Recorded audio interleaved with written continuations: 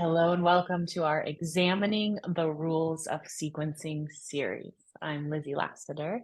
Teaching us today is Judith Hanson Lassiter. Hi, Mama. Hi, and hi, everyone. This is video number 1.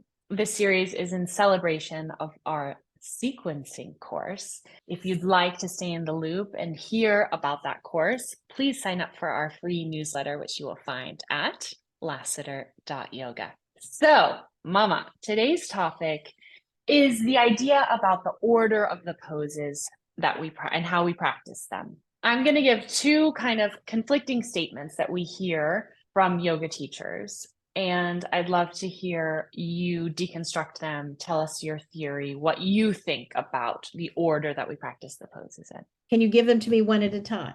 You should always do the same poses in the same order. Yes, that is a rule in some systems of yoga, that there's a specific order which they like to teach, and you always do the same order. And that has its pluses and its minuses. And the pluses are you don't have to think. You just get into the mode, you let go into the flow of it, whether it's actual flow or not, but you know what's happening. And so you can let go of so much planning and like, what should I do next? And that feels comforting. But here's the downside of that is your body learns to, by the third pose, your body has learned because of what became before it, you feel pretty much the same in the third pose every time. And so it can become a habit. And part of what yoga practice is about is unhabiting ourselves, being fresh, looking with fresh eyes and open heart, and being present in this forward bend, not the one I've done every day as my third pose. So that's the tug of war with having a predictable sequence.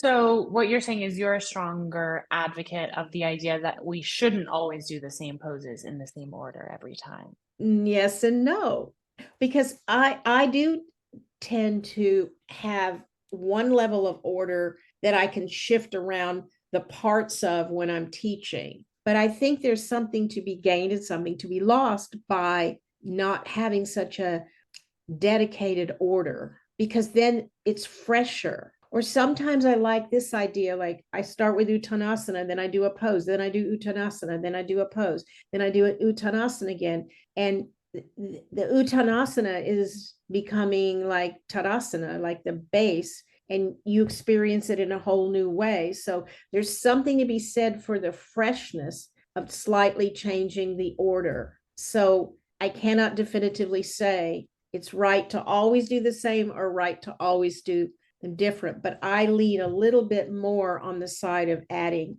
a little one new thing or a little spice or a slight shift, because that really wakes us up to the moment. This is what's so complicated about sequencing. Why I love this course, this topic, is it's really nuanced, and it's easy or attractive for us as yoga teachers and practitioners to grasp onto rules and words like always and never. But I hear you, I feel you wiggling out a declaration of always or never. Anything you want to say before we say goodbye today? Yes, what I'm hinting at here is principles, not rules. Understanding the effect of the poses, and what through understanding those principles of how each pose affects us, then being able to choose where you might place it in a sequence. It's part of our course. That's the sequencing course in a nutshell.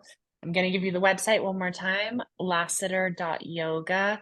Go there, sign up for our free newsletter. You'll stay in the loop about our sequencing course. Thank you so much, Mama. Thank you.